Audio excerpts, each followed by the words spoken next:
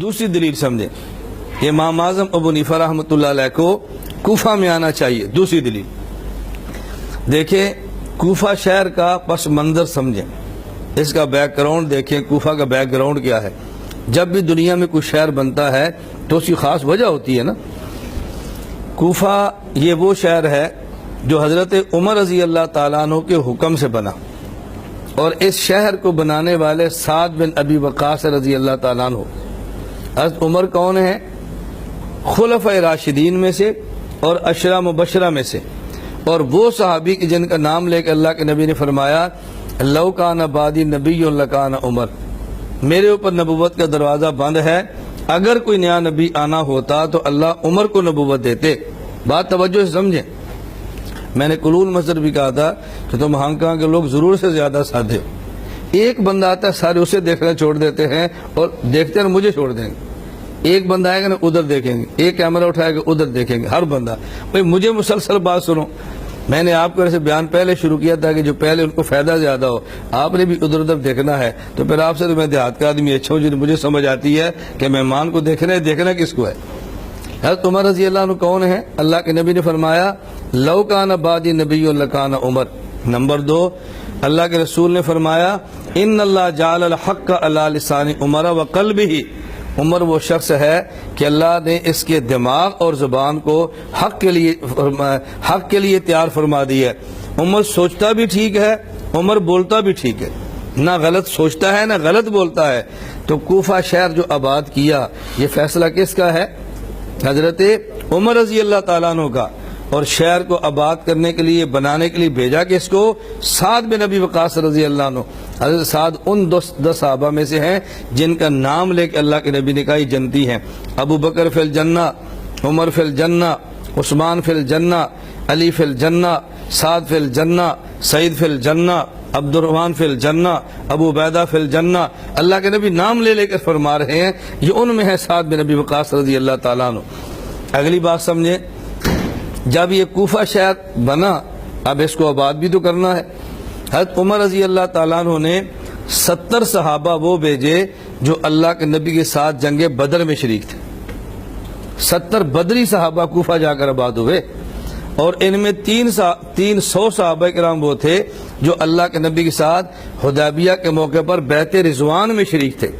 جب ان 1400 صحابہ نے حضور کے ہاتھ پر بیعت کی، اللہ نے قرآن کی آیتیں اتاری، لقد رضی اللہ عن المؤمنین اذ یبایعونک تحت الشجرہ فعلم ما فی قلوبہم۔ اے میرے پیغمبر، یہ 1400 وہ ہیں جو درخت کے نیچے کھڑے ہو کر آپ کے ہاتھ پہ بیعت کرتے ہیں، میں ان کے دلوں کو جانتا ہوں اور میں نے ان سے راضی ہونے کا اعلان کر دیا۔ 70 صحابہ بدری اور 300 صحابہ بیعت رضوان والے۔ اب بتاؤ کتنا عظیم شہر ہوگا۔ پھر اس کوفہ کی حیثیت کیا تھی؟ حضرت عمر نے کیوں بنایا؟ کوفہ ایسی جگہ ہے کہ عرب کی سرزمین ختم ہو رہی ہے اور آگے پھر اجمی شروع ہو رہے ہیں، یہ ایک بارڈر ہے، سنگم ہے۔ حضرت عمر رضی اللہ عنہ کی خواہش یہ تھی میں عرب کی سرزمین کی سرحد پہ ایسی جگہ بناؤں جو ہماری چھاؤنی بھی ہو اور ہماری یونیورسٹی بھی ہو، ہماری چھاؤنی بھی ہو کہ اسلامی سرحدات کا دفاع کرے، اور یونیورسٹی بھی ہو کہ عجم کے لوگ جو اتنی دور نہیں آ سکتے وہیں بیٹھ کے دین کو حاصل کریں۔ اب اس کی حیثیت چھاؤنی کی بھی ہے اور یونیورسٹی کی بھی ہے۔ اس کے لیے عمر رضی اللہ تعالیٰ نے 2 بندے مزید بھیجے۔ حضرت عمار بن یاسر، یہ کون ہیں؟ جن کے والد یاسر اسلام کی تاریخ میں پہلے مرد شہید ہیں۔ ان کے بیٹے حضرت عمار کو بھیجا کہ جاؤ اس چھاؤنی کو سنبھالنا تم نے، جسے ہم گورنر کہتے ہیں نا، جاؤ جا کے سنبھالو۔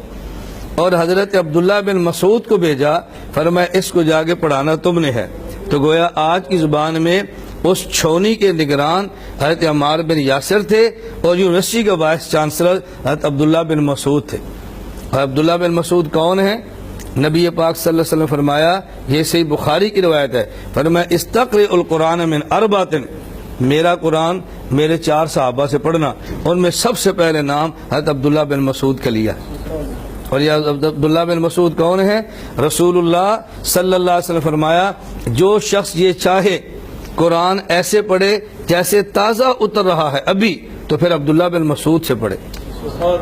یہ ہے عبداللہ بن مسعود رضی اللہ تعالیٰ عنہ، یعنی اندازہ کریں کتنا بڑا آدمی ہے۔ مکہ مکرمہ میں جن لوگوں نے کلمہ پڑھا، حضرت عبداللہ بن مسعود 8ویں نمبر کے صحابی ہیں جن نے حضور سے کلمہ پڑھا ہے۔ اب بتاؤ کتنا نبی کا قرب ان کو حاصل ہوگا۔ اور مدینہ منورہ میں حضرت ابو موسیٰ اشعری رضی اللہ تعالیٰ بن مسعود کا اتنا حضور کے گھر آنا اور جانا تھا، ہم سمجھتے تھے یہ اہل بیت کا آدمی ہے، ہم سمجھتے یہ اہل بیت کا آدمی ہے۔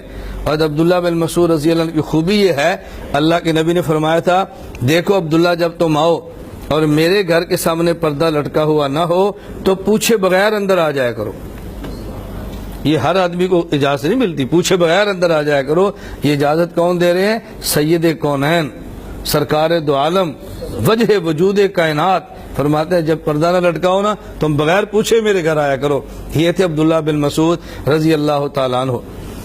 ایک مرتبہ درخت پہ تھے، کیونکہ ان کا قد ذرا چھوٹا تھا، بکریاں چراتے تھے، دیکھیں، اور کسی صحابی نے کہہ دیا یہ عبداللہ بن مسعود ہے، یہ چھوٹی چھوٹی ٹانگ والا۔ یہ حضور پاک نے فرمایا یہ تمہارے یہاں چھوٹی سی ٹانگ ہے، اللہ کے یہاں احد پہاڑ سے زیادہ وزنی۔